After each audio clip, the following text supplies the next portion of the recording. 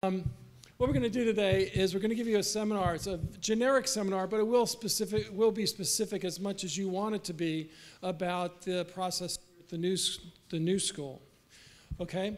And we're going to first start out with admissions, and then we're going to go to financial aid. Hit it. Okay. Hi, my name is Merit Escondón. I'm the Director of Admission at the new school. I specifically work with the students who are interested in the international affairs and the international affairs program, the management programs, policy, all the policy programs, creative writing, MA TESOL. So I'm around, and I also work with those students who are interested in New School for Social Research programs and Parsons. But under my purview directly are those under the New School of Public Engagement. So Robert and I today, we're here to demystify the application process. How many of you can remember the last time you filled out your college application? All right, can you tell me what was the scariest part of that experience? The essay, okay. Oh, right. We're going to give you good ones for that.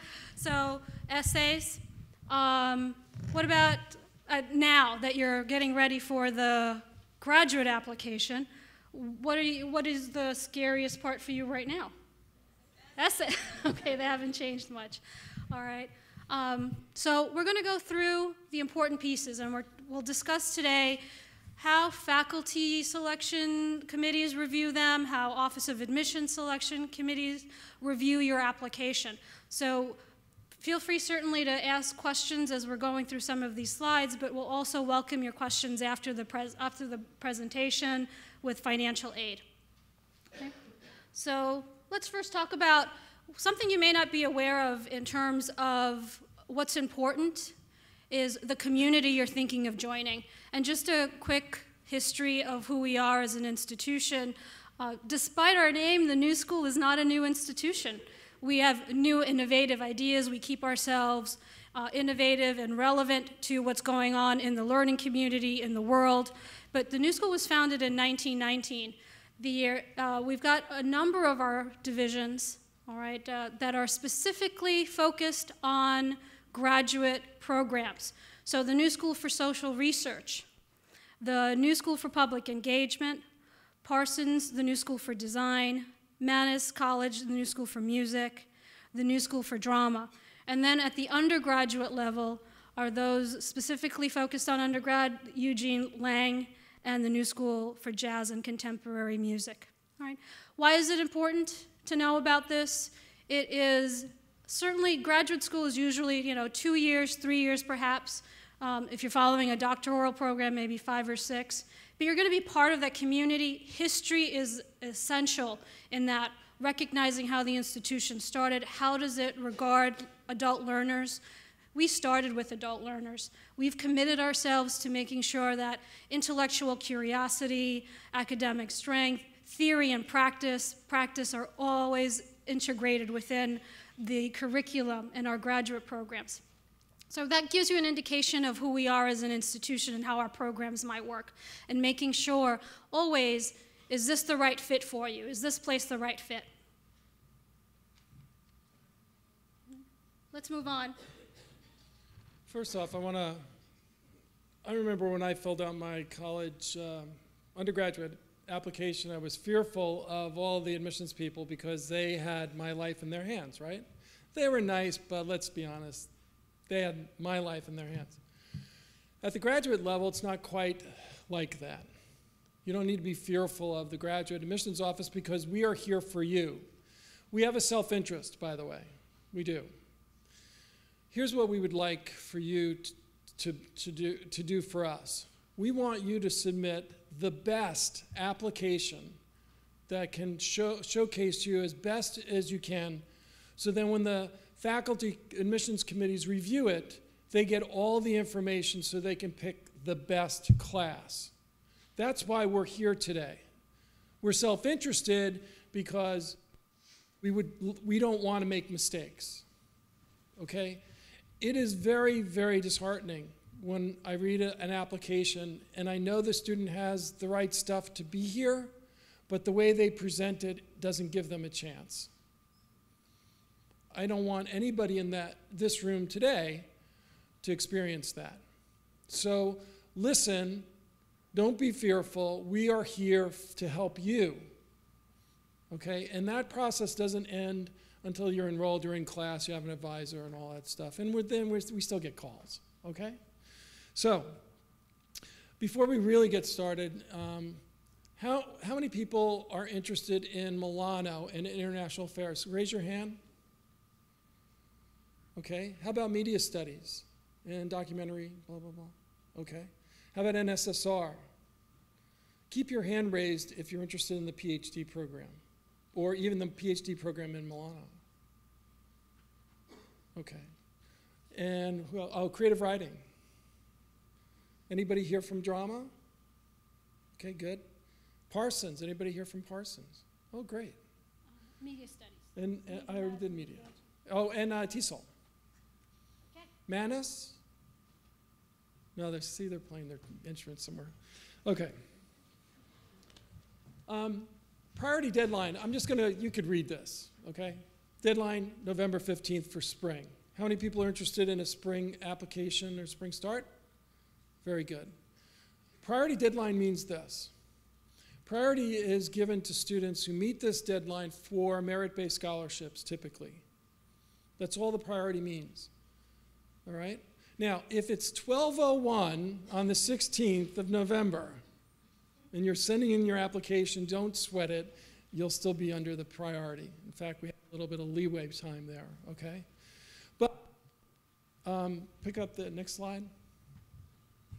As you'll see, the fall has two different ones. I'm going to attack the first two, which is Parsons graduate and drama has a January 10th deadline. And these are all priority deadlines. We, in admissions parlance, roll after that. That means we still accept applications until the programs are filled. And then January 15th is a big day for us. We have New School for Social Research, Creative Writing, and the PhD program at Milano. Okay? Just one thing about the PhD program at Milano, it is not rolling. It is a strict deadline. So if you're interested, come talk to me after the presentation. I'll give you some more details about that. But they're the one PhD program. It's a pretty strict deadline. You must have your application completed and submitted by January 15th. For the others, for February 15th is our priority deadline. So those in the division called the New School for Public Engagement. So if you're interested in the School of Media Studies, documentary studies, media management, February 15th, Milano School of International Affairs, Management and Urban Policy, February 15th, and then TESOL, they have a June 1st deadline for their fall, and they also accept in the summer. The summer is an on-campus experience, so that has an April 1st deadline. Right. But again, priority just as NSSR, except for the PhD program in urban policy, public and urban policy, we're rolling after that. So as your application becomes complete and it's submitted to us, we review them and get the admission decisions ready. However, for the first round of admissions decisions for the fall, you can anticipate, if you've got your completed application by the priority deadlines, to be receiving a letter of a decision, admission decision letter by March 15th, and then we send out all the letters as as files get reviewed. All right, so for that first round in the fall, the individuals who have their completed application should hear back from us by March 15th. All right. How to submit your application. It is an online application. Just go to any one of our program websites or web pages, and you'll find a nice big red button, Apply Now, Apply Here, and just click on that. You set up yourself a user ID and a password, and you can start the application, start it, stop it, upload your essay, look at it again, then pull it down and re-edit it. Your letters of recommendation, and we'll go through this, pretty much can be uploaded by your recommenders. Everything can be completely filled out online except for the transcripts. And again, we'll go through each one of these pieces through this presentation. But we're strongly encouraging you to use the online application. Only on rare occasions will we share a paper application. If there's a compelling reason why you must fill out a paper application, contact the Office of Admission. All right? And if you're also non-degree, readmit, or you're interested in visiting, coming in as a visiting student, just talk to us in the Office of Admission.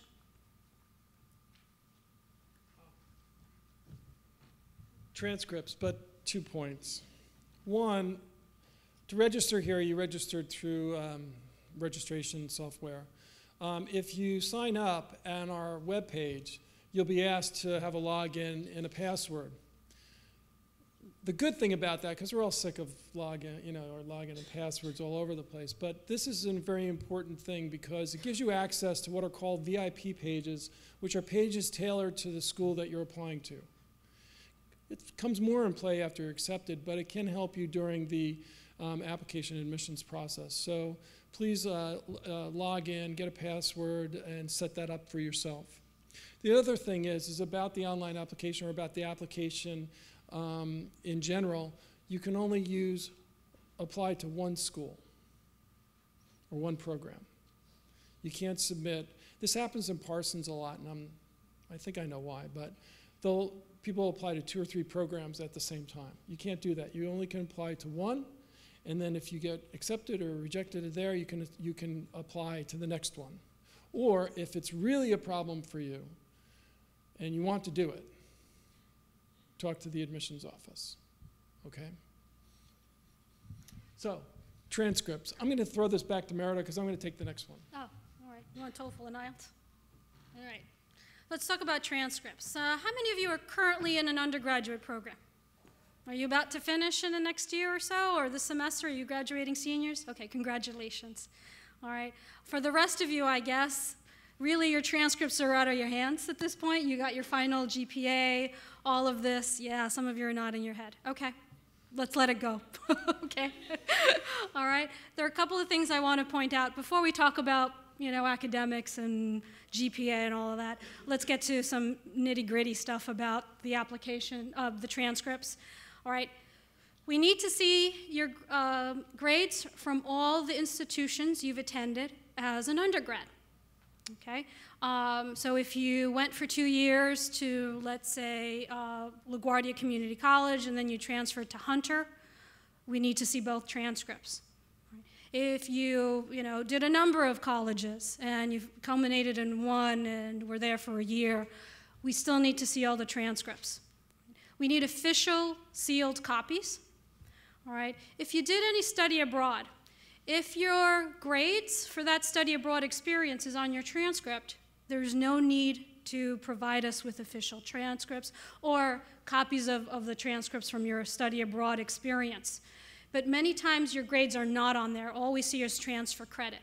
And it is important to provide, certainly, as we say, even from your study abroad office, you can get an unofficial copy of the grades that you did in Seville. All right, you were there for a year, you were there for a semester, you had grades. All right, we want to see those. The other for international students. All right, we pretty much will evaluate. Our in-house evaluation is really what we use so that it's not necessary for you to go to an outside foreign credential agency like WES or ECE or FIS. That is if you are not seeking transfer credit, okay? All we require are official transcripts or certified transcripts from your, certified copies of your transcripts. And if they're not in English, we do require certified translations. That being said, if you are looking for transfer credit, let's say, for example, you did a master's or a postmaster's degree overseas and you want to have that credit transferred into a current master's program, you will need to get your transcripts evaluated by a NACES approved agency.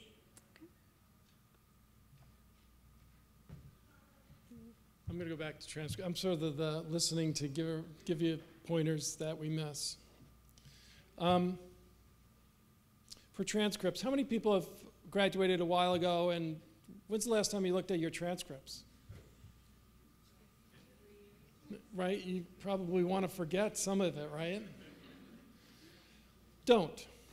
Because here's the reason why, and we're going to talk about this when we go into the writing. We're going to look at your transcript. The New School is one of those places that's not going to just look at your GPA. We're going to look at your GPA. It's a good indicator. But we're also going to look, let's say you're interested in psychology. We're going to look to see how many psychology courses you took and how well you did in them in particular. We're also going to look to see how well you did. If your last semester just went this way, it may become an issue. We'll tell you how it doesn't become an issue when we do talk about the writing, but you need to look at them.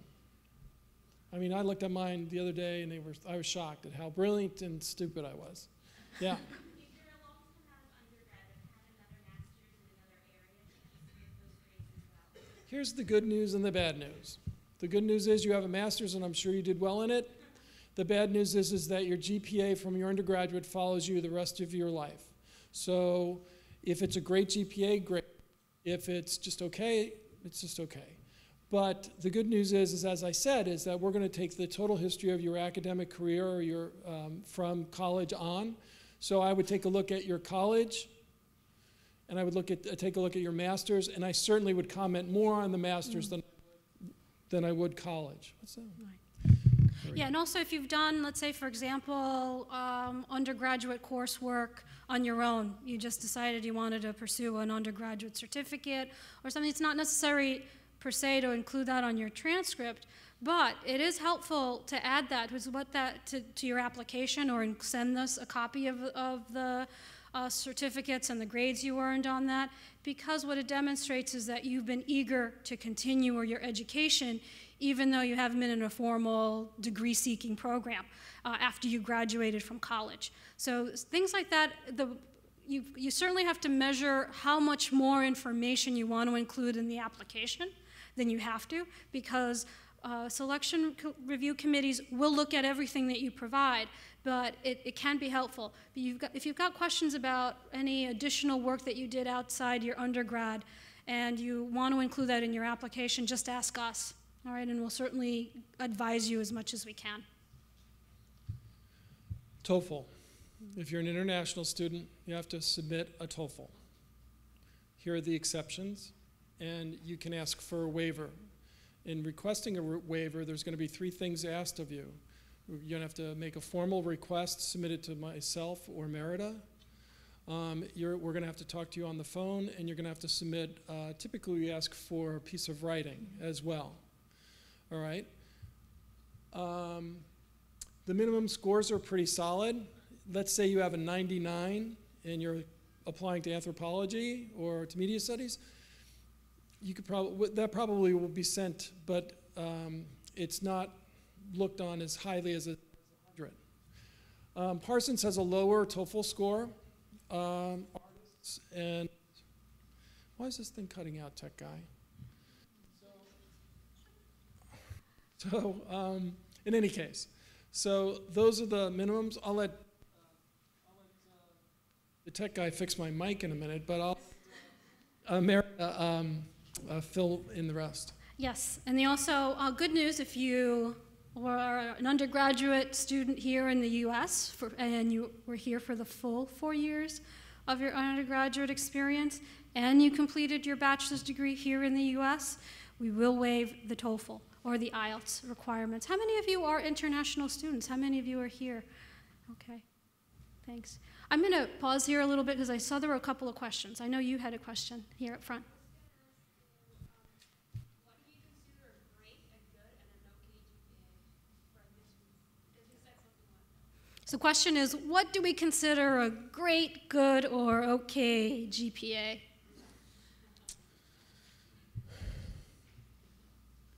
It's hard to say, but I know that if you have an under a 3.0, it's not good. Yeah. If the average, typical average grade point average at most major university, including the Ivies, is about a 3.47. You guys must be brilliant. So I would say, depending on it's kind of a combination of things, but I'd say that's about the average. Would be about a 3.3 to 3.4 is about an average, because that's what the national average is. And not a slam against U.S. institutions, but we recognize that a lot of institutions overseas, international institutions, there's very little grade inflation. So someone said, yeah. How many, how many Canadians out there? Yeah. Well, They're guys live did streaming brutal. with us. Yeah. So Canadians, go Canucks. What I wanted to say is that with grade inflation, if you're overseas, there's very little. There's usually very few A's are granted. So we recognize that. So if your transcripts are from overseas, international. Canada's not really overseas, so neither is Mexico. But if you're international transcripts, please don't fret about that. We do, and our faculty are aware of generally what the grading system is internationally. So that is something to consider. But the question, it depends, all right, in terms of also, did you do really well and switch your undergraduate degree or program at some point when you realized after 3 semesters, you're not going to cut it as a pre-science or a pre-med student, and you recognize that your heart was in political science and you knocked it out of the ballpark with the courses that you took. All right, that also gets reviewed. So it's not just about the cumulative GPA. It's a combination of cumulative GPA, your major GPA, the individual coursework. That gets reviewed.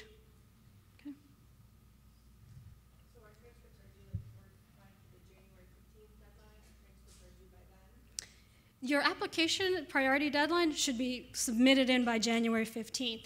We will certainly work with you in terms of the transcripts, but you want to make sure your application gets completed soon after that deadline. But they don't necessarily have to come in they can come in before. All right, they'll get held in our filing cabinet until your application comes in. All right, and then when your application comes in, they'll have them meet each other, okay? Yes, under your name. Exactly. Right. Yes. Send them early. Yeah. Yeah.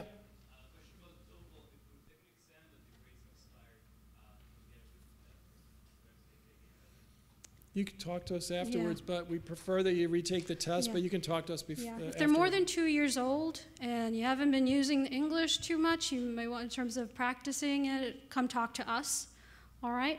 But yes, there is a time limit in terms of TOEFL and IELTS scores. If they're more than 2 years old, we generally encourage you to retake them. Actually, some international students kind of wear that they don't have to take it as a badge of honor because they've been in the States and under one of the exceptions. Yeah. I actually think that to take it and do really, really well boosts your application a little bit. So that's one consideration.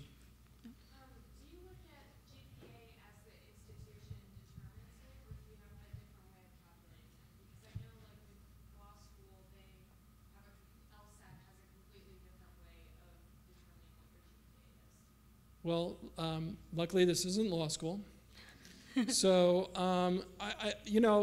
faculty primarily make the decisions, and they have their own methods. There's no one method of equalizing all of the schools. It's more done, that's partly some of our job, and it's also, let's face it, the faculty pretty much know what a 3.85 from Columbia as opposed to another school means, et cetera, et cetera. So the answer is no.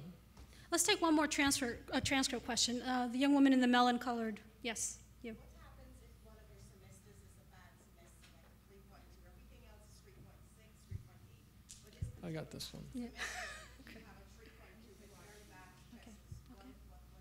Well, a while ago, there was a young man in Iowa, a tall man in Iowa, who went off to college, was very happy to get away from his crazy family, and had a 1.86 average his first semester. And the school was very gracious and said, if you don't get it, we're going to kick you out. Was that David Van Zandt? What's that? Yeah, David Van Zandt. So in any case, when I applied to graduate school, I didn't do that again, by the way. Oh, it wasn't me. when that person, that tall person from Iowa, applied to some fairly prestigious graduate schools, I mentioned that really fun semester, but I also mentioned how I had changed from that and moved up and worked very hard. I also I had to work through school too, and that was another factor. So probably, I didn't graduate with a 4.0, but there's no way I was going to do that anyway. I was working 30 hours a week just to get through school. So there are other different factors on that. So in your statement of purpose, and we're going to talk about this, you're going to have to mention that. If I was to apply to a PhD program now, I would still have to mention that. I just tell them to go to the live stream and hear the story. But we actually have a live stream question, so Robert, what's that? Two, actually. One is from Morgan Conroy, who'd like to know how early is too early? She's working on her application now. Okay. How early? Oh, so thanks, Morgan. How How early old is too early for how submitting old the is application? Is Morgan in middle school? Or? You could submit it early, all right? You can have everything, all your ducks in a row because you know they're going to be here. You'll have your application, all the little chits checked off. It's great. If you're applying for fall, you will not know until March 15th or so. All right, if you have your application ready now for spring 2013, you probably will know within about a week or two, okay? And one more.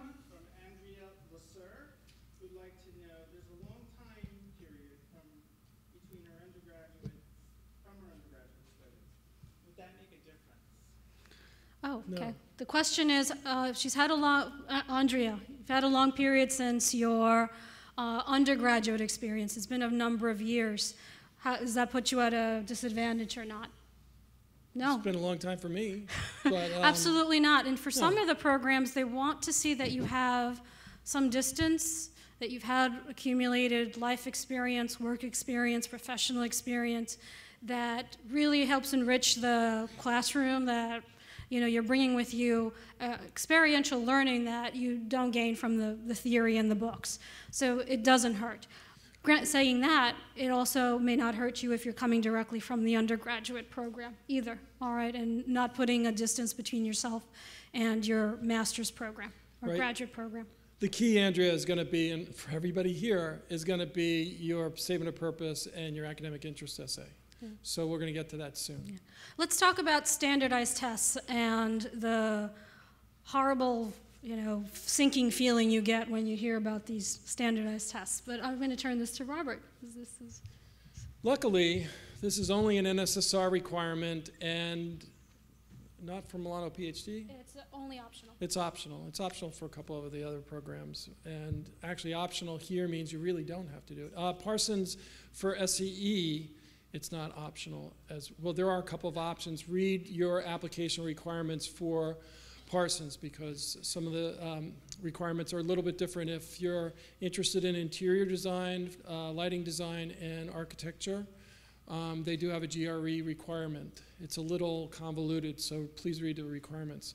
NSSR is pretty straightforward with a couple of exceptions. If you're an international student, you don't need to take the GRE. If you have graduated from, Andrea would like this, if you graduated 5 years or beyond, you don't have to take the GRE. Your life experience will cover that. 5 years and in, you're required to take the GRE. When should you take the GRE even though it's not required? If you had several semesters like that tall person in Iowa did, if you're a career changer, this happens a lot for psychology, somebody who is in sociology or wants to get the PhD now or wants to move into psychology, it may be beneficial, and you've been out of school for a while, it may be beneficial to take the GRE. And if you have a high GRE, you took it for another program or another requirement, if you have a high GRE score, even if it's, for media studies, you could submit that if you wanted to, I think. Yeah. We have a question. Regarding the GRE scores, if you took it one time and your scores were mediocre,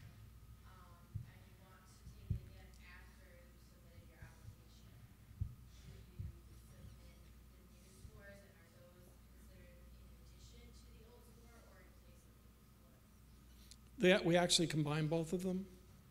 We'll look at both of them, but we actually combine both of them. And if that's the case, the question was, I've already submitted my application, but I'm retaking my GREs.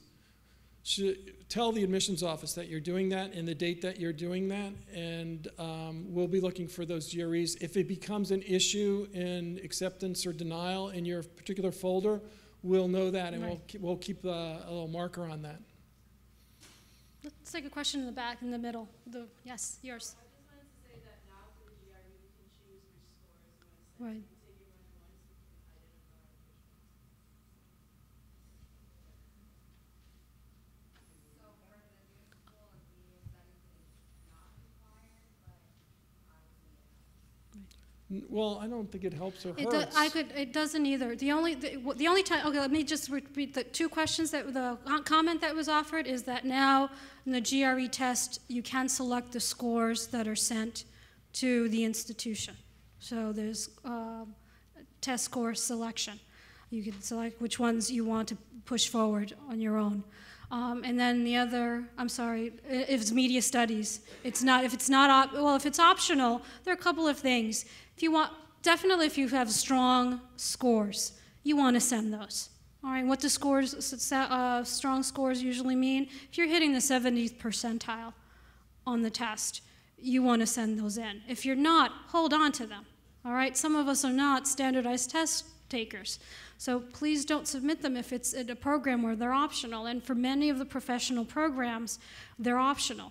All right. For many of our programs here at the New School, pedagogically, philosophically, we just don't think they're a standardized test that you take within, what is it, the IBT now, 90 minutes or whatever it is that you're sitting there, is going to tell us a lot more than 4 years of undergrad, perhaps 2, 3, 4, 5, 6, 10, sometimes 10 years of work experience, letters of recommendation, a solid statement of purpose, all of this.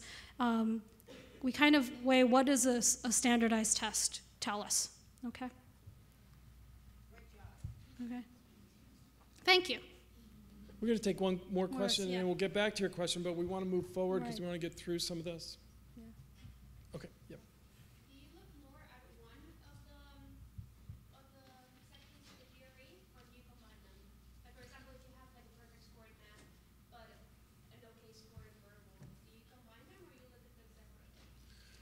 It depends on the program. Economics and psychology likes like higher scores in the math part, but it's not exclusive. Again, as Merida was saying, it's really the total package. We'd like 70% is kind of the cutoff. We don't look at the scores, we look at the percentiles. So that's really what's important. It can come into play, but it usually comes into play if the scores are not, you know, if like that the writing score is like a 3 and you've got a really high analytics. So, you know, thank God we look at the applications in totality, not just one thing. And the previous school I was at, we would look at GREs, and if you didn't hit a certain threshold, we didn't even look at your application. And that's not done here at the new school. So.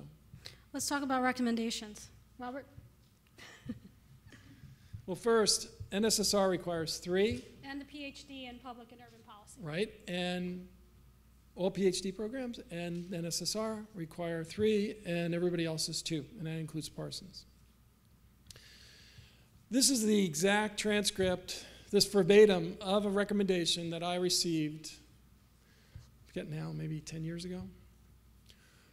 So-and-so is the worst student I've had in 27 years at Harvard College. Signed, Professor, I'm in a bad mood.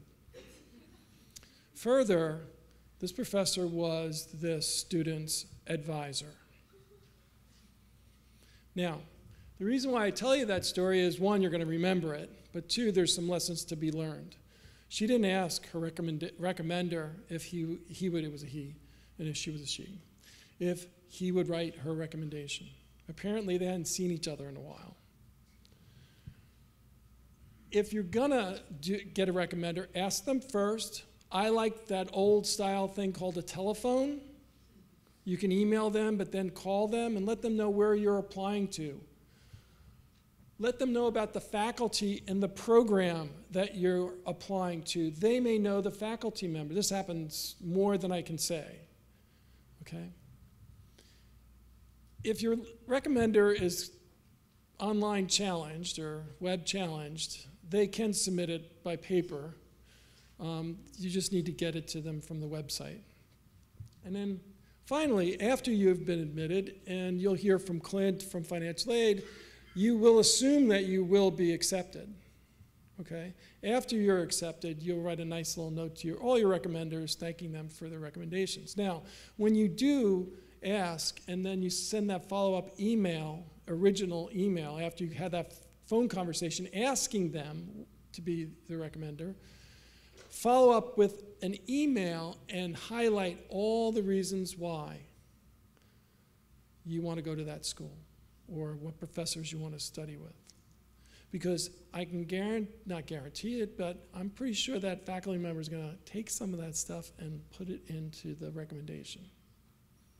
Okay? And that also works for, if let's say, for example, you've been out in the work field for a number of years and you're using professional recommendations, you still want to have that conversation. You want to talk about those transferable skills that are applicable to not just the workplace, but also graduate school. You work well with others, you play well with others, you work well by yourself. Your perseverance, you have excellent follow-through, you've got great communication skills. The same, certainly similar intangible, transferable skills that you have, you'll want to make sure that professional recommendation includes those as they're writing a letter of advocacy for you. Ask now. Ask them now. Their busy season for recommendations is from now until February. So ask them now. Yep. Do you think it's adequate enough to send them, like you said, an email or something with the written interest, or do you have to have your statement of intent finished and give that to them before I don't think you need their statement of intent or whatever we call it here. I just think you need to have done your homework with a program and tell them exactly why it is that you want to go there and who you want to study with and what you want to get out of it and what skill sets they can remember that you had when you were in their class, probably in their class, or you were there, he or she was your advisor. So let me just repeat the question. It's whether the statement of purpose is necessary to have written and completely done and provided to your recommender, or can you just contact them and let them know your plans and ask them to be references for you? So it's not, okay?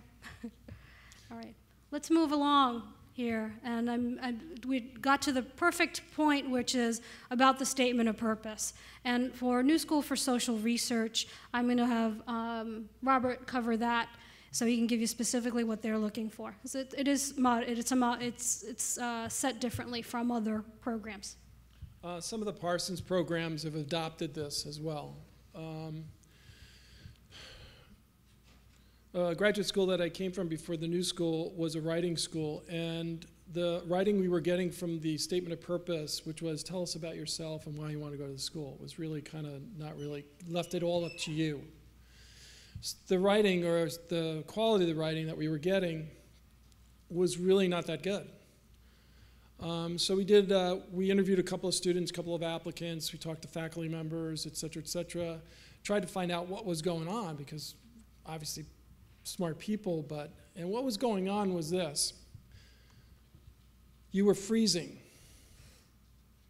You get started, and then you go to your comfort zone. And your comfort zone might have been academic intent, or it could have been autobiographical. Both, in and of themselves, are not that good. They're not effective enough. So what we did was we separated out the two. And this is what NSSR and I think 4 or 5 of the programs at Parsons Grad do as well. I think the first part's an autobiographical. So all you have to do is write about yourself. Tell us something about yourself. Okay? Maybe something you've struggled with and something you want to let us know about yourself or your family or culture or whatever. Something about you. Okay? Flip back. The academic interest essay. You're going to have to research this. This is the most, if you're doing it this way, it's the most important piece of your application. This is where you get to tell us why you want to go to the school, why this program, why this faculty member. You cannot write that without doing your research. And we have the web, we have other things. You can call us if you have any questions, talk to faculty members. This is the most important thing you're going to write. Now, we show this as well, and Meredith's going to go through for NSPE what they're requiring as well. It's very similar. But I guarantee you that by doing it this way, you're going to write a better piece. Okay? Data on it. I know that this works. Because you can focus in on your academic side, you can do your research, you can talk to faculty, staff, and students if you want. But that doesn't go well generic. I was just talking to David Van Sant about this, that the academic interest essay, the way this is set up, and to a certain extent the statement of purpose, you can't write a generic one. When you write a generic one, we're going to know, and I can tell you this, it will hurt you in merit-based scholarships because we don't think you're as interested as you are, okay?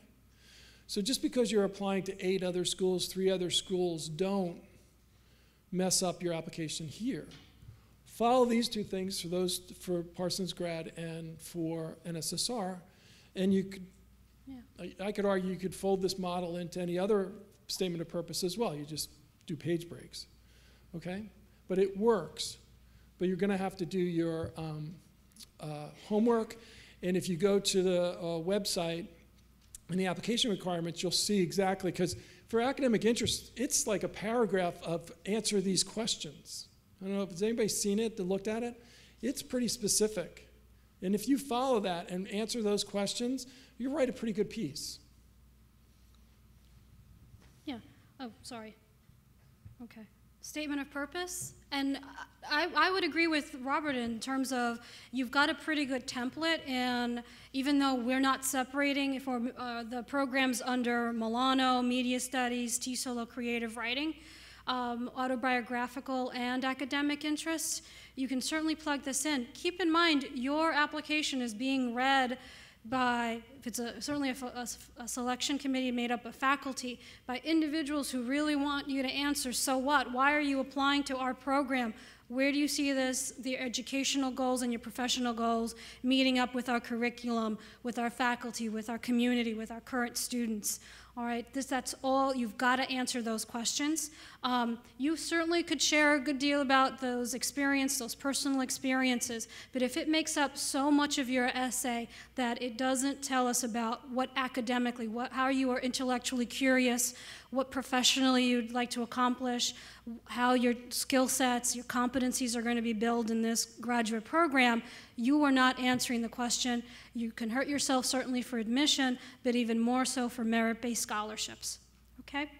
So I just want to quickly move on from there, and we'll take some other questions in terms of the statement of purpose later. But the academic writing sample is required by some of the programs. Please, again, go back to the application instructions to read whether you're supposed to provide an academic writing sample. A paper, article, or research piece that you have pulled together. It is required for those programs in the New School for Social Research, the International Affairs Program, the Milano Public and Urban Policy Program, and for the other programs, it is a optional piece. All right. Again, guidelines, it should be your own piece. It should be in English. All right. If you co-authored it, I'm sorry, unless you could pull the pieces that are yours specifically that you can demonstrate ownership of, you're probably not going to want to include that. If it's been a while, your floppy disk doesn't work anymore, you can't find what you put together in terms of your thesis at the undergraduate level, this may be a time to brush up on your research skills and your research writing skills and start from scratch. What we recommend is that if you haven't written something in a while, just read through some scholarly journals. Make them scholarly journals. Pick a particular area of focus or interest that you have and do an analysis of scholarly journal articles on that topic. And then what you want to do is insert your perspective. It's about allowing faculty to measure your critical thinking skills. Again, it is another writing sample. So with all these writing samples, one big thing is please make sure they're kept free from mechanical errors, grammatical errors. You have to make sure you put the I before E or the E before I on the right word, the apostrophe in the right place. Do not submit a sloppy statement of purpose or academic writing sample or resume, which we're about to talk about. For those of you interested in creative writing and doc studies, your writing sample is your portfolio. Doc studies has specific components of the portfolio, and I'll gladly answer those questions later on. But let's talk to resume. If the portfolio is required, it's the most important piece in the folder. Oh, absolutely. That's for the Parsons folks. I'm going to say that again. If a portfolio is required, it's the most important piece in your file. Okay? Resume. Just a couple of things. We want just a regular resume. What's annoying to most people and faculty, but especially me, is when you give us the purpose of your resume or why, your goal. We already know that. Do you have to put, I want to be in graduate school? So just a couple of things. If you worked on when you went through school, if you got any scholarships, if you're an Eagle Scout, you can highlight also if you did internships or research assistantships or any other thing that's relevant to your program that you're applying to. Very important for career changers to kind of piece those things together. No pictures, and you can include links if you have some pages that you're linked to, especially Parsons students do that all the time. And just make sure we have all your contact information. Please, this is a perfect time to get a more professional looking email. So Budweiser King at Yahoo, let go, all right? So just take that off and put down, j-smith at google or gmail.com. It is a much more appropriate email address moving forward. And it's a great way for you to get all the information about all your applications in one email address, okay? All right. We're kind of wrapping this up a little bit, and we will take questions. We want to get Clint and Veronica on here because financing education is really an important piece of the puzzle. Talk to the admissions staff. As I said before, we're here to help you. We want you to submit the best application that you can. We're not going to edit your pieces. We're not going to walk you through them piece by piece by piece, but we will give you some information about, pushing you in the right direction, all right? During the busy season, we get lots of emails. Phone's better, quicker, faster. And at the end of this, you're going to get our direct lines anyway, so use it. Just don't call us when you're on Fifth Avenue and the traffic and the buses are running around. I mean, sometimes unfortunately, after listening to the voicemail 7 times, I still can't get that last digit. Let's say you're looking for David Lewis, who's the chair at, director of architecture, and you don't know where he is. This is a secret. It's not really a secret. You can go to the Directory of Offices and Services at the new school. You go to architecture, it'll say Chair David Lewis. You click that. His picture will be there. His phone number will be there. His email address will be there. So that's the way to, if you're looking for somebody on campus, to get them. And then last but certainly not least, patience. We are overworked and understaffed, just like I'm sure, and you may not know that your recommendation is in and you're trying to figure it out, or you can't access your the online application, blah, blah, blah. relax. We're very fair, and we'll work with you. Just a couple of our graduate admission services and events. Again, you'll get this PowerPoint presentation. You've checked in. You'll get all these, and so these are all points, events, services that we provide in the Office of Admission. You can go back to this PowerPoint presentation and refer to them. But I do encourage you, some programs do allow for class visits. We have on-campus information sessions, webinars. We have walk-in counseling hours in the Office of Admission, and we also welcome your one-on-one interviews. All right, not all programs require this, so this is check with the application instructions or the admission requirements for the program. But this is our contact information. Okay, and we're gonna get on to financial aid part 2, and let's bring up Clinton. Oh, sorry. Is an interview necessary? This is from Andrea Lasser. Hi, Andrea. Is an interview necessary? No, for many of our programs it's not. The only one that I know of in terms of that does require it is the MATSO program. It is part of the application process, but for many of our others, you may get an interview if you get to a certain stage of the application or in a selection process, but it's not required for many of our programs. I have 3 more tips while Clint and Veronica come up here before they start. The first one is this, that when you can email faculty and they will return your email, okay? But only ask 2 questions. And the questions shouldn't be 3 paragraphs long. They should be 1 sentence long. You want to develop a relationship, and as that's your interview in some ways. Okay? You can even mention Merida or myself that, you know, hey, I was at the Grad Expo and I wanted to talk to you, and you write a quick, asking some two questions, one a question that you want to know about that the faculty can answer. The second thing is, and this is just a quick story, Clint's going to talk to you about outside scholarships, et cetera, et cetera. And for the most part, most of the outside scholarships that you may or may not find on the web for various things are not going to be for graduate, but some are. And here's one little story, and it just is about don't assume too much. I got a check one time for a scholarship that was going to cover about 50% of this person's tuition. So I was looking at it. It was from National Association of Hispanic Professionals. Well, I happen to know the student, and the student wasn't Hispanic she was living in Israel. She was a dual citizen. She had no Hispanic blood in her at all. So I called her and I said, did you know you got this? She goes, yeah, you know, they were really gracious. And I said, oh, great. I said, can I ask you a question? How did you get a Hispanic scholarship when you're not Hispanic? She said, I asked. There was no requirement of being Hispanic.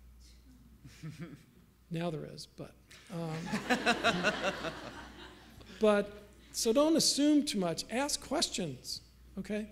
And the last thing, well, this is going to be directly opposed to what I just said, but the only thing I want you to assume is that you'll be accepted for only one thing.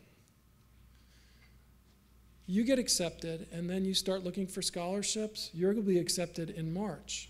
It's too late. You have till about January 30th for most. Now, will you get one? Probably not. But the next year, you'll know where all the pieces, all the pots of cash are, and you will be a working student by then.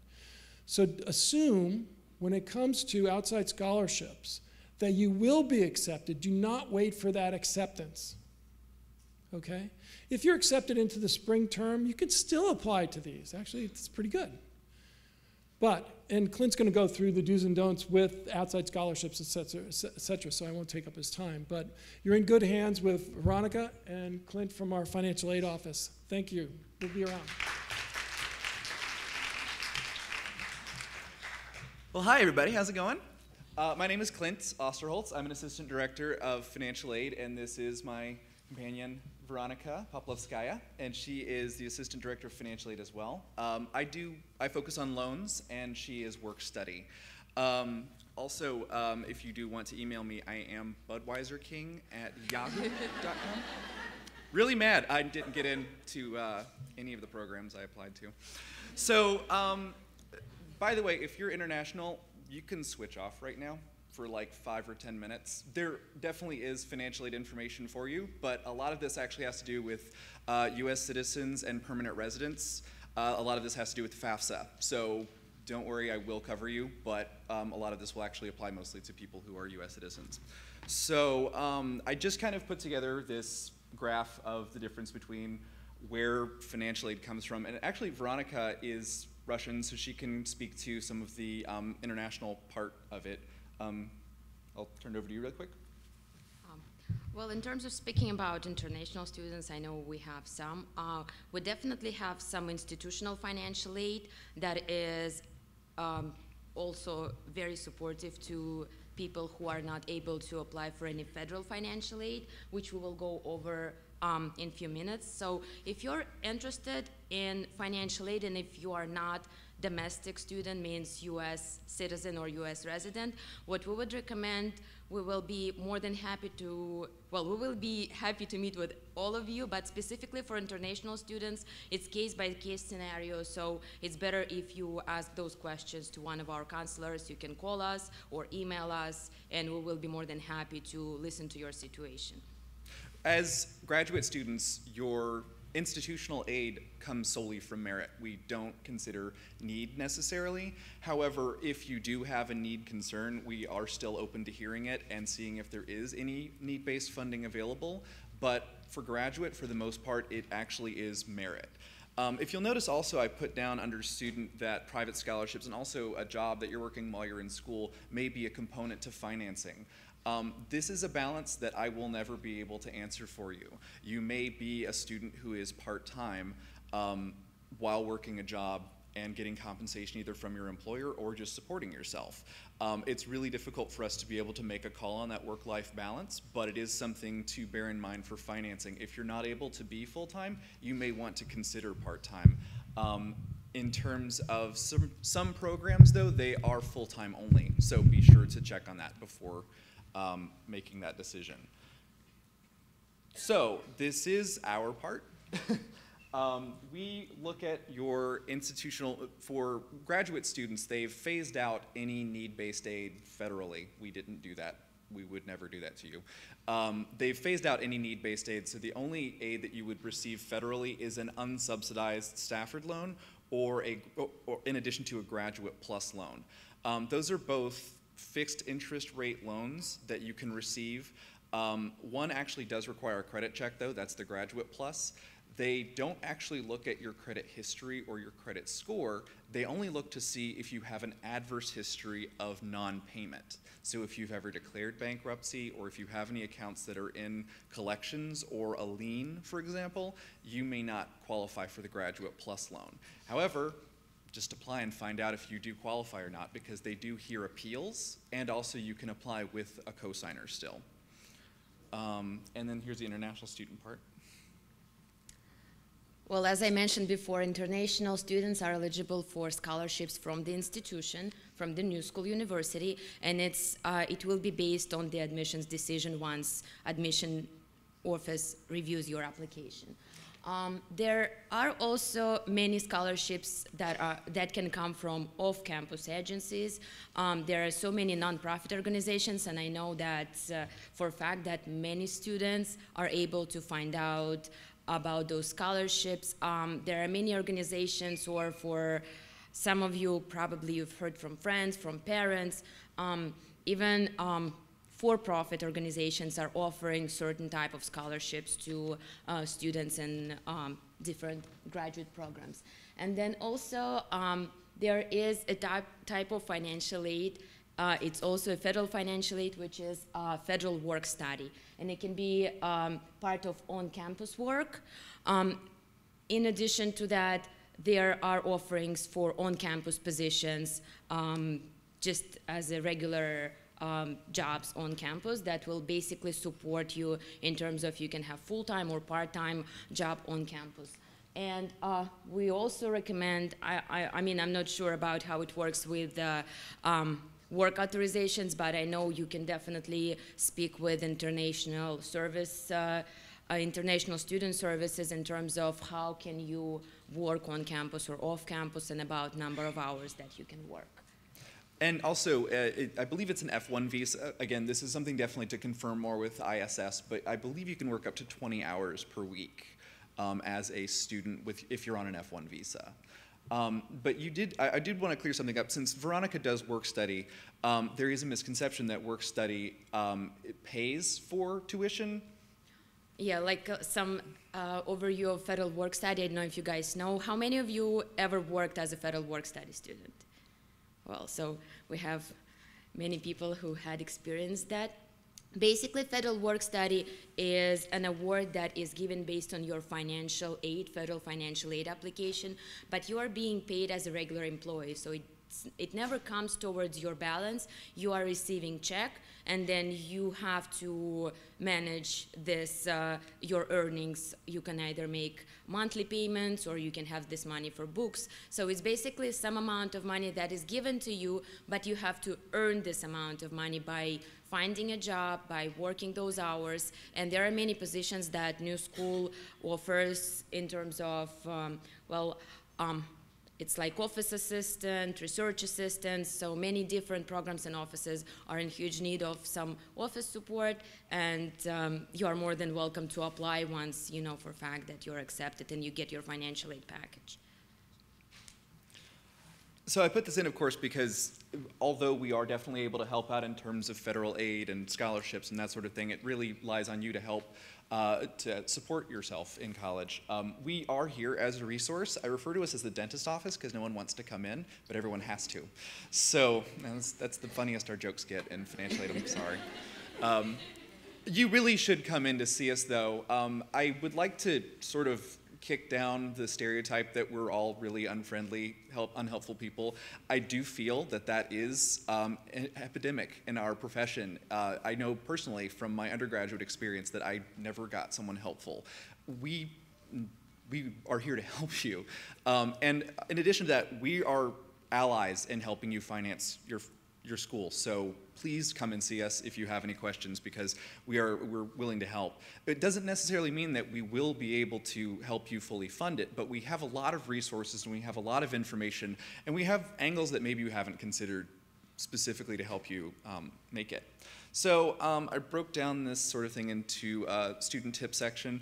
One thing I would like to say about graduate students: don't be discouraged if you don't see a lot of private outside scholarships, because there are fewer for graduate students than there are for undergraduate students. Generally, the largest percentage of scholarship money goes to incoming first-year students in undergraduate. That's not to say that there aren't graduate school scholarships, but it is going to be more of a search for you. That said, they do still exist, so you do want to look there.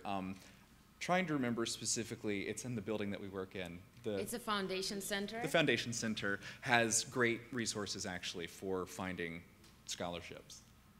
Now, what's confusing is if you're going to be starting in the spring, you actually are filling out a Fafsa for the 2012-2013 academic year. That's because the academic year goes from July 1 to June 30th instead of using real calendar years. But, you know, that's academics. So anybody that wants to be a spring start, your FAFSA can be filled out now. Anybody that is coming in the fall, you can start filling out your application January 1st. But you haven't filled out your 1040, so how are you going to be able to do that? You can just put in estimated numbers, and that's totally fine. We're actually completely okay with that, and you should do that. If anything changes, just go in and update your FAFSA after you've actually filed your 1040, but January 1st, you can already submit your FAFSA. That doesn't mean we're going to be able to process it, but you'll have it in. We generally package people for fall, usually mid-spring, and the spring starts, we're already gearing up to start packaging them. Oh, yes, jobs. Well, speaking about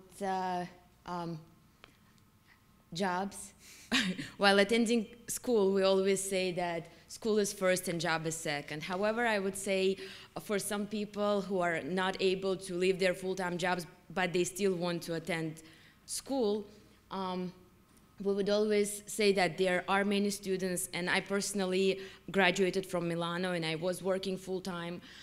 There are many options of taking evening classes, taking online classes. So and most of my classmates actually at Milano were fully employed. So basically they were able to attend school, apply for financial aid, work, and have their happy life. So technically we would say we would always recommend to concentrate on school, since graduate school, it's not like your own undergraduate. choice, absolutely. But there is always a possibility to have a job while you're attending in school. And we are here to assist you if you need to find a job on campus. We have student employment office, and we have federal work-study opportunities. Especially I would mention this for NSSR students. There's many assistantships that department offers, so you might probably speak specifically with someone at the department about their options there. Most of them do require that you are here for at least a year first. Oh, gotcha. Yeah, they do require at least a year first, even if you do have previous assistantship experience. But that is still a major option, because then I believe it's however many classes you teach is however many classes you're also compensated for. All right, so now we're getting into the federal funding. Again, saying that there's not a lot of need-based money, there is a small amount of discretionary need-based money that we do have on a continuing basis. So I did say, although most of your aid is merit-based, if there is a need concern, and I would say that our approach to it is you want to exhaust all of your other options first. If you are still having difficulty funding, we may be able to offer some amount, but we are unable to meet full need. So do bear that in mind when applying. When it comes to federal loans, whether you're getting the unsubsidized Stafford loan or the Graduate Plus loan, you do still need to fill out a Fafsa. And I highly, highly, highly recommend looking at federal loans rather than private loans. They have some incredible deals right now where they're offering lower interest rates than what the federal government is offering, and they're also offering what appears to be a better deal. But this is a concern a lot of students have approached us about, is repayment. This is where private loans cannot compete. As you see here, there are, is that 7? Someone? Grad student 7? Is that 7? Okay. So there's 7 different options that you can choose from. One of the newest is actually the pay-as-you-earn. It's 10% of your discretionary income per month, and after 20 years, the entire remainder is forgiven. So that's huge in terms of repayment of your loans. This again would be for people who have amassed debt beyond $30,000, so that may not apply to everybody. But if it is a concern for you about repaying your loans, the federal government is extremely flexible with your repayment options. So especially we do advocate in our office that concern is one that you don't need to worry about. They do work with you to make sure that you're able to make your payments. They don't get their money if they send you to collections. So they're very, very willing to be flexible. I guess I didn't have anything else on that. So, did you? Yeah, I would also add, if you still decide to apply for a private loan, please always check with our office, because we will be able to find something that is best fit, or for some reason if you are not approved for Graduate Plus loan, which is federal loan, we will also try to find out the best option. And if you have been approved for several private loans, we will be able to advise what will work better for you, because some private loans can have fixed interest rates, some not, and you don't want to borrow a loan with lower interest rate but then have it increased in few years. So just make sure that you see financial aid counselor, and we will be able to read this contract with you and speak with the lender. We always are in contact with lenders.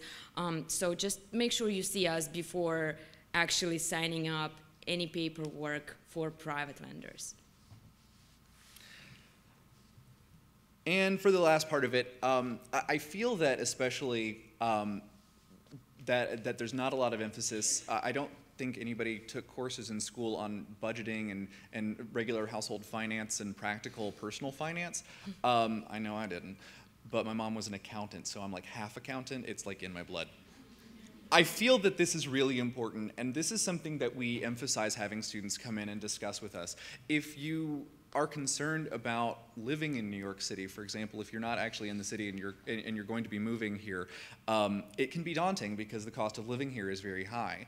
But we all in our office live in New York, so we know how we do know how expensive it can be, but also we do know what you can expect to pay attending the school, and we can advise you on ways to cut costs. So that's one big part of it that we're more than happy to help with. But do actually come up with a working budget. You may not stick to it necessarily 100%, but it's very helpful. You know, I know that there's that people say you shouldn't be eating steak every night, and you know, especially in grad school, that's probably true. But what I mean to say is there are certain ways you can cut costs effectively and safely and still live comfortably while you're in school.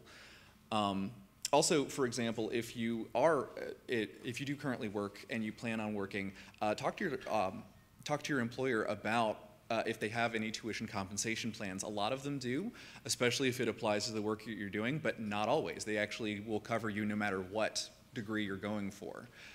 Also, if anyone out there is a veteran, please come and talk to us about your options, you know, for being able to finance, because if you haven't exhausted your GI Bill, that may still be an option as well.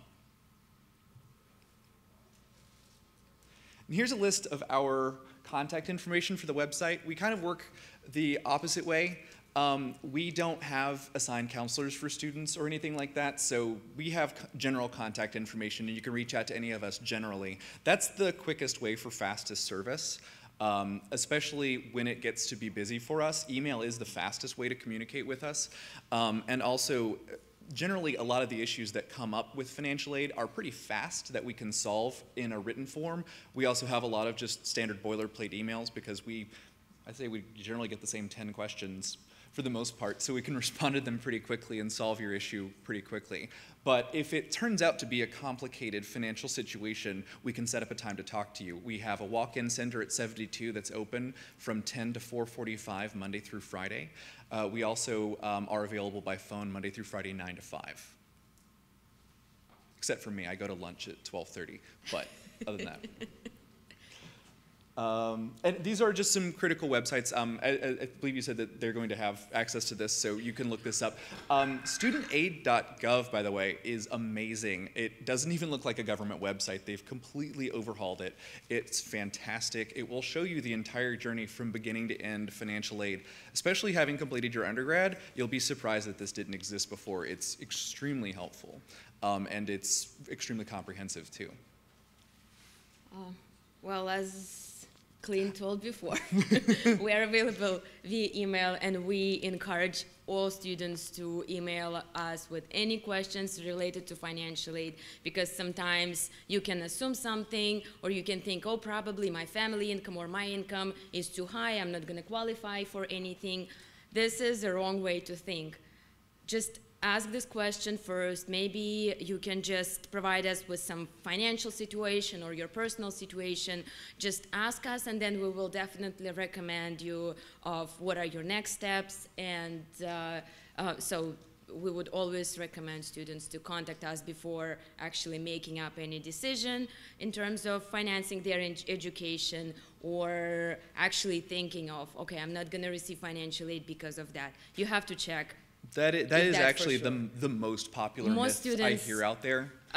Assume that they are not able to receive financial aid whatsoever, but this is the wrong way to think. But then sometimes it can be late because award year is over, and then you find out, oh, I could receive this amount of money, but I didn't, and now application is actually past due. So just make sure you ask questions. As an incoming student, fill out the Fafsa at least once. If you're not happy with what you receive from the federal government, we don't require that you fill it out year to year if you don't plan on taking federal aid. That's not required as part of any of the merit-based aid that we receive, although it is required for need-based aid. So if you fill it out and you're not going to do it again next year, that's totally fine. That's not a big deal. But it literally doesn't take that long. It's 20 to 30 minutes max. So I would suggest at least filling it out once to see what you're eligible for.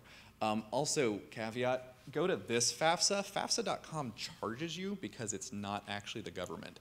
And I know it sounds silly to bring that up, but we usually get at least 3 or 4 people a year who pay, I think it's $100 to have someone fill out the FAFSA for them, and they don't even do a good job. So just be aware of that. All right. Were there any questions live stream? Cool. All right, just email us if you have any questions, okay? Thank you so much.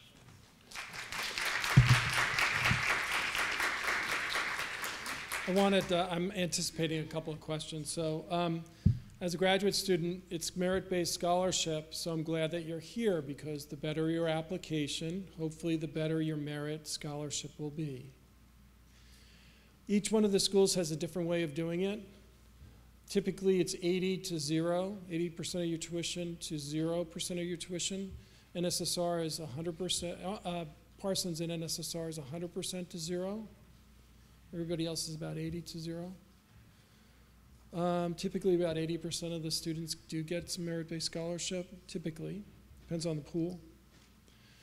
And unlike undergraduate, where you get this piece of paper that has your package and everything's usually covered, it won't look like that. So you will need to work with the financial aid office, okay?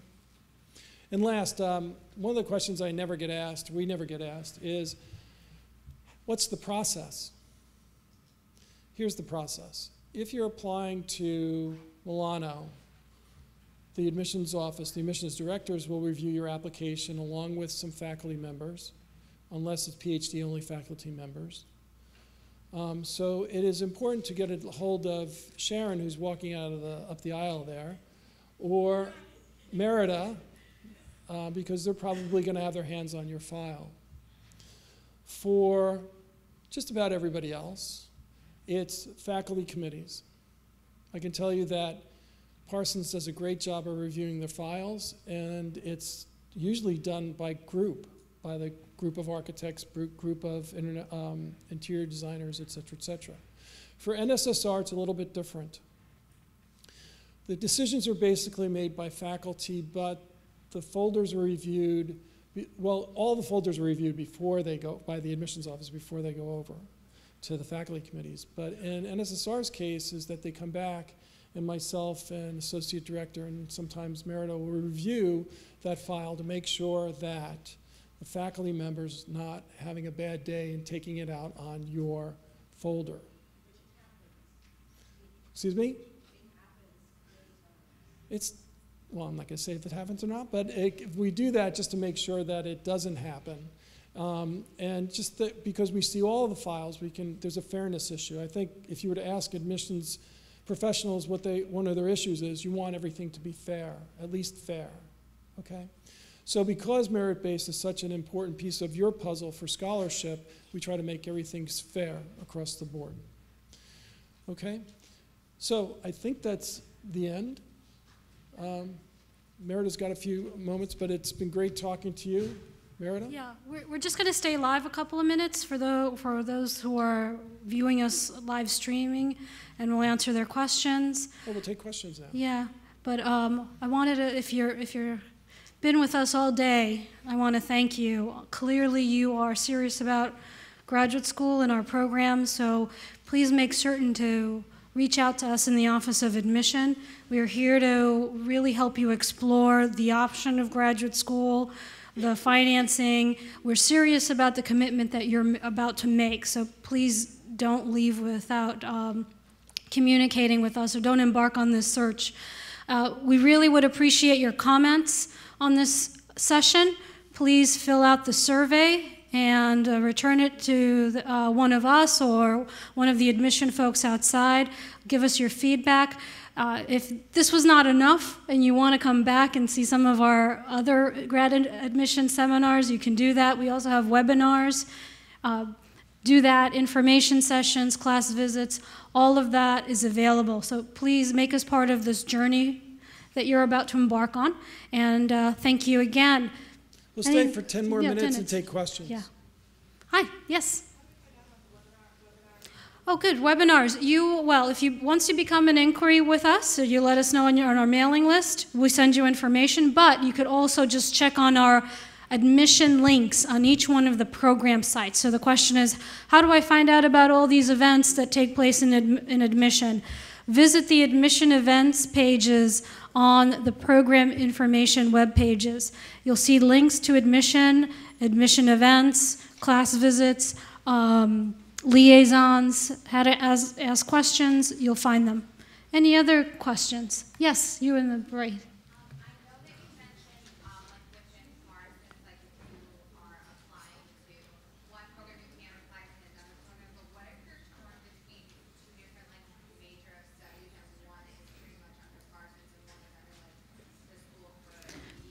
Okay.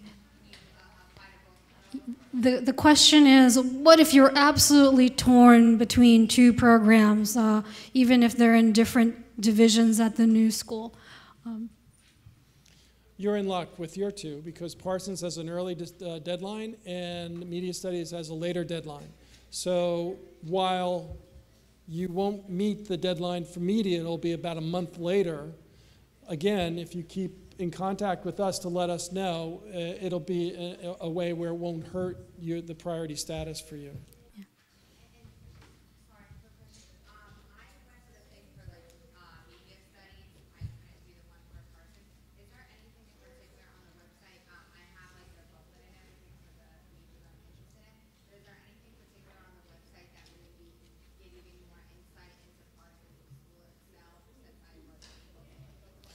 The question is, have the materials, but would like to know if there's anything else that you could do, whether it's for Parsons or for any. I would say that you would call, you'll see the list at the end of we have a list of, the way we operate on the third floor is the graduate floor.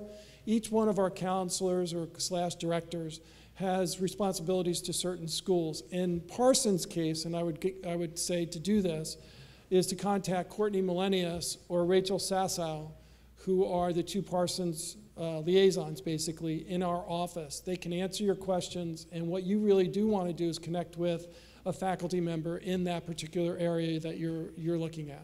And they could make that happen, make that happen for you.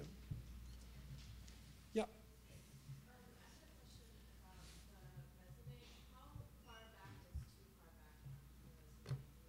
So the question is, how far back is too far back on the resume? That's a good question in terms of make common sense. Yeah. Common sense. There's a couple of things. I mean, it's also not so much about how far back. It's also what's the relevance of what you did far back. I think that's something you have to keep in mind. Your resume should be, especially for those programs that are professional in their trajectory, you want in terms of demonstrate where did you take a problem and resolve it.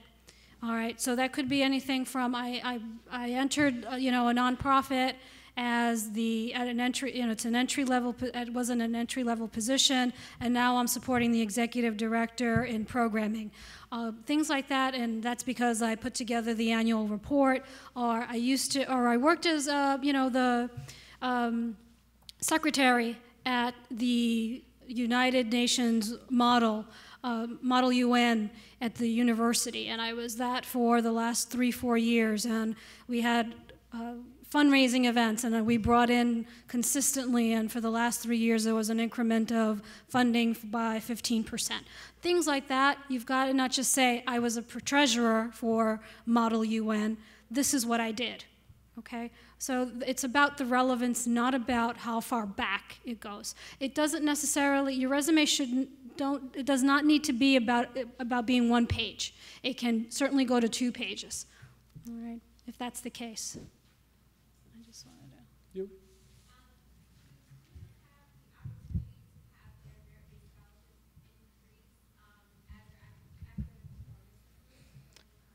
So the question is there an opportunity to get your academic merit-based scholarship increased as you progress through the program?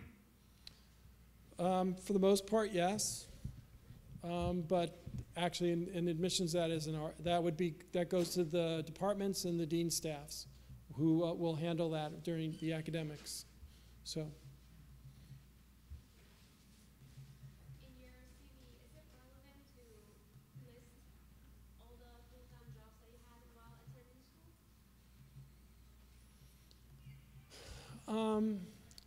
I think you could probably mention a couple, and then if, I think just mentioning that you worked through school, depending, it's going to be different for different folks. Some people have been out of school for 10 years. It's probably not relevant unless it had an impact in your grades or something like that.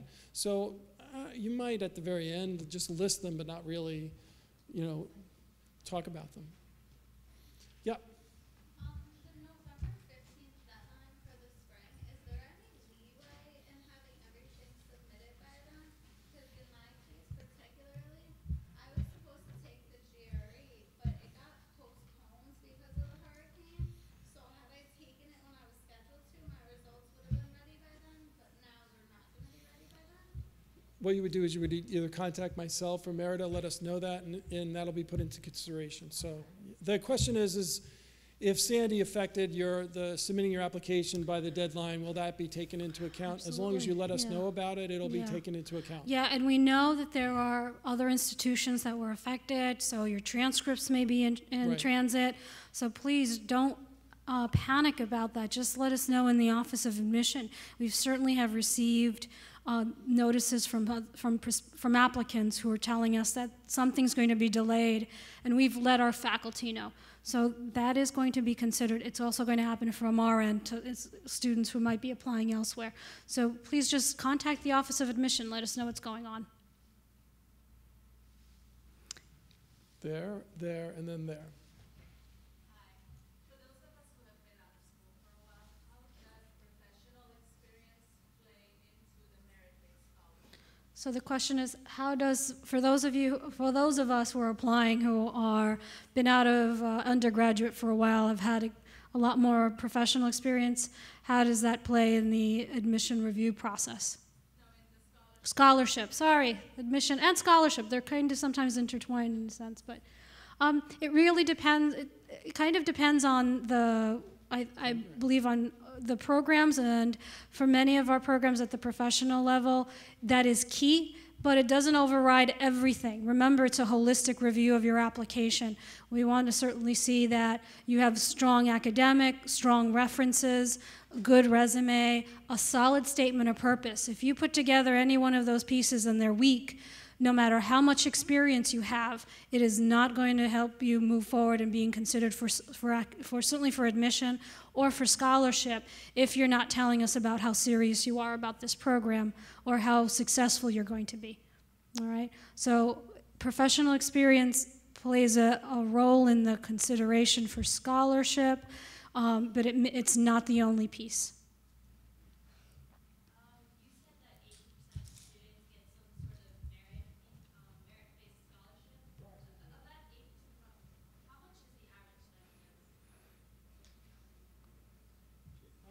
The question is, what's the average coverage of scholarship for the students that receive it?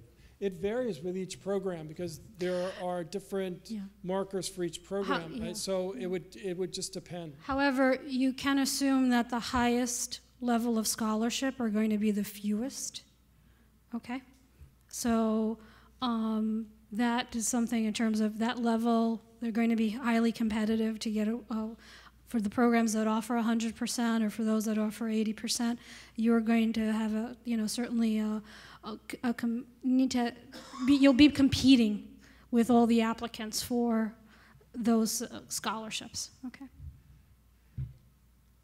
And that question over there, yes. Oh, yeah.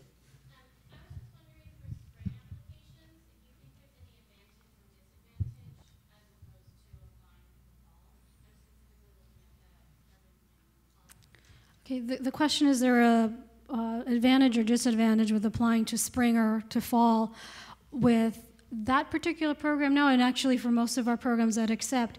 The question really is about, are you ready to start in the spring because of how quickly you need to have your application in and an admission decision is made.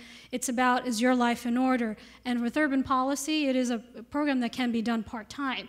So for many students, it's just, can I juggle everything that happens outside the school and work? So I have a family, I've got children, things like that add to the decision to embark on graduate study and start the program. But there really is not, there's no difference per se. All right.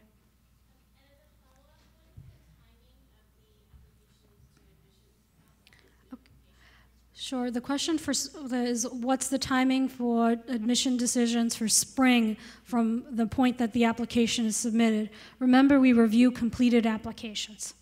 All right, so if you hit the submit button but we don't get your letters of references or your transcripts in, it delays that. But generally within 2 weeks we make an admission decision. So within 3 weeks you will likely know what your offer of admission, what the decision might be on your application. Okay. We take one last question. Yes. This gentleman. Approximately how many grad students get into the directing program each year? 5. Well, I don't know. They may change it this year to be a little bit less So because the program's changing a little bit. I think they might have talked about that. But how many people get in? Probably start the class at 5, about 8. The yield's really good, so 8 to 9. And the last question, everybody.